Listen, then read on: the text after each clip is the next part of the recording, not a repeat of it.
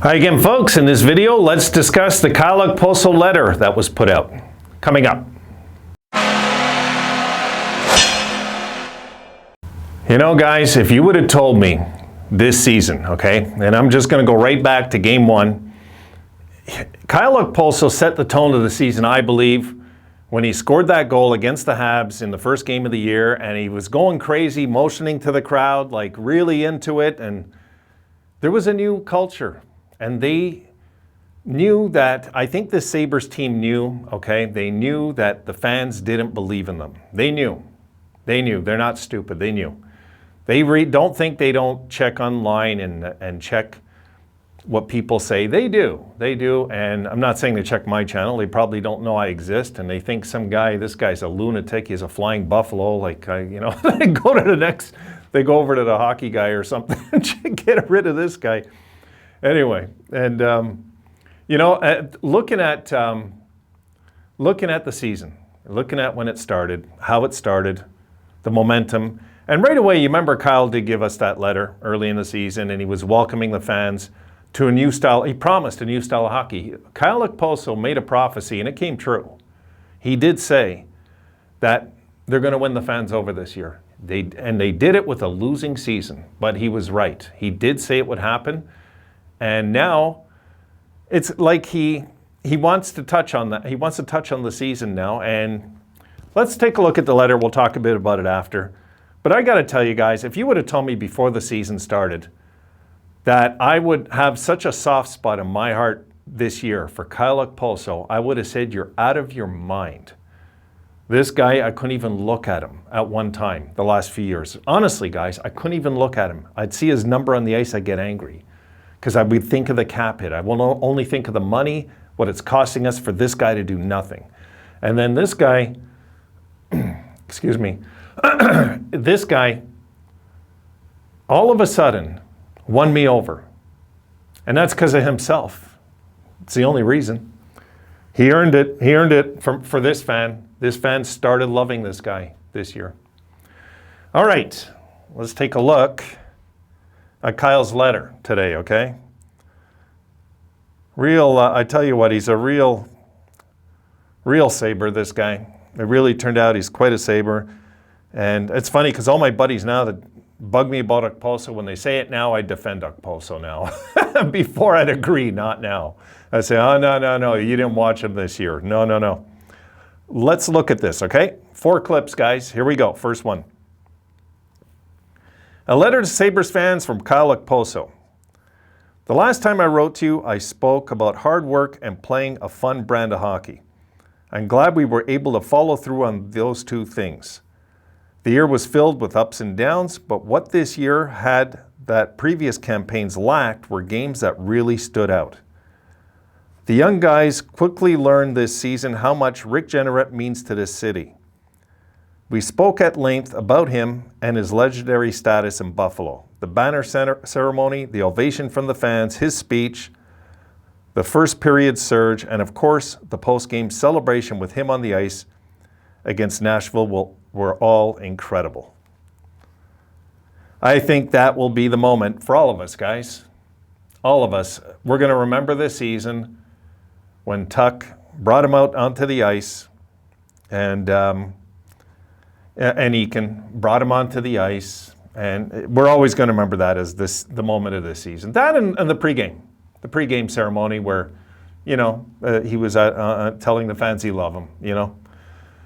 Next clip. Here we go. Although the players are ready to go out and play another game after listening to him speak in the locker room post-game, the entire night was a great memory to have and share with all of the people who were in the building. RJ's last game against Chicago was another memorable moment for our team. To be able to have Malcolm kick the game off with an incredible rendition of the Star-Spangled Banner was a great start to a special night. Zemgus and Rasmus walking RJ on the rink was icing on the cake. I hope RJ felt as special as he has made everyone in Buffalo feel for the last 51 years. The spirit is willing, but the flesh is weak. RJ, your spirit will always live on, and every time someone looks up to the rafters in Buffalo, you will be amongst the greats.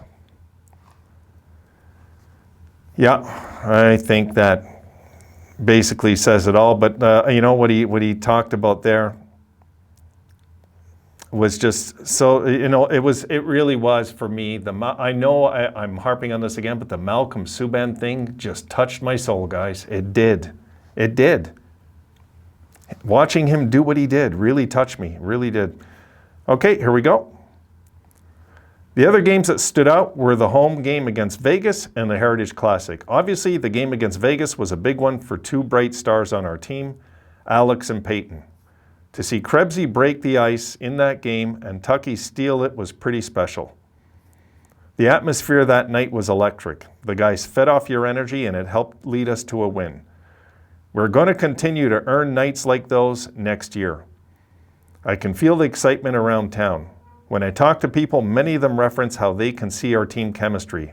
That bond did not happen accidentally. It starts with Kevin, Don, and our entire coaching staff creating an environment where having a growth mindset can occur.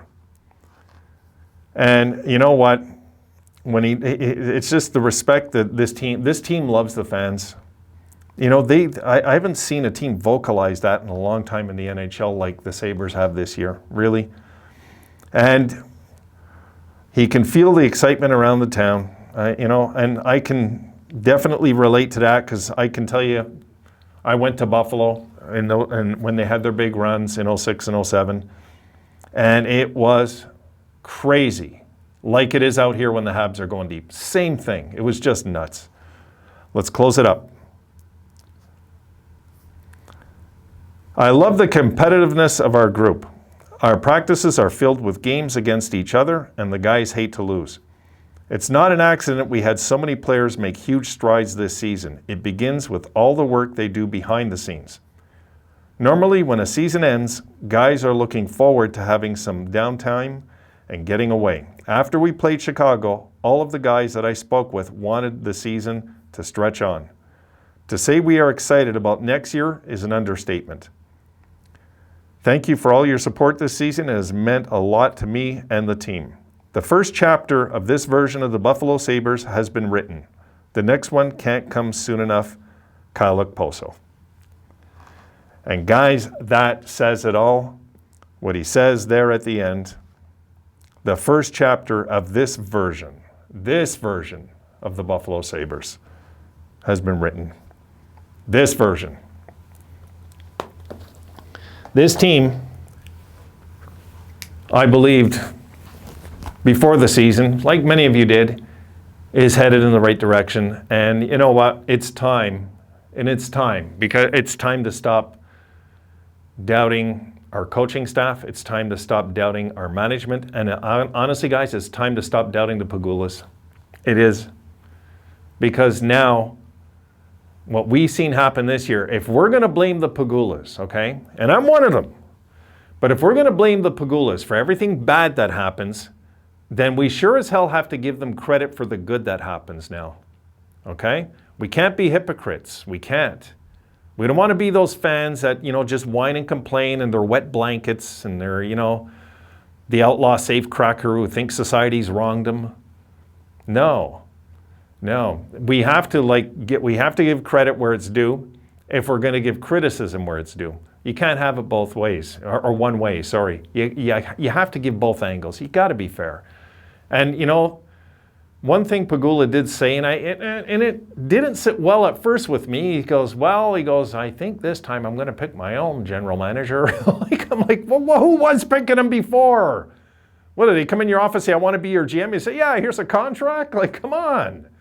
I'm wondering, you know. I think, honestly, when he said Kevin Adams was the one he wanted, he made the right call. Pagula made the right call. I don't think any general manager, I think all our previous general managers, I should say. Now, I don't want to put Regier in that, though. Regier and Ruff, that was a great combination. I mean, we had great playoff runs. But after the Regier and Ruff era, you know, our general managers would have crumbled under the pressure with this Jack Eichel trade. And I'll tell you what, Kevin Adams didn't flinch. He didn't flinch. And the Sabres were losing again. Everything was crashing and burning again. And he did not flinch. He had to get it right. matter what the fans thought. And you've seen how Harrington and all those guys were harping on him. And he'd just smile and answer and be the total pro. Guys, we're in good hands. It's time that we just let it be and believe it ourselves. That's it. I got one more coming your way. See you in that one.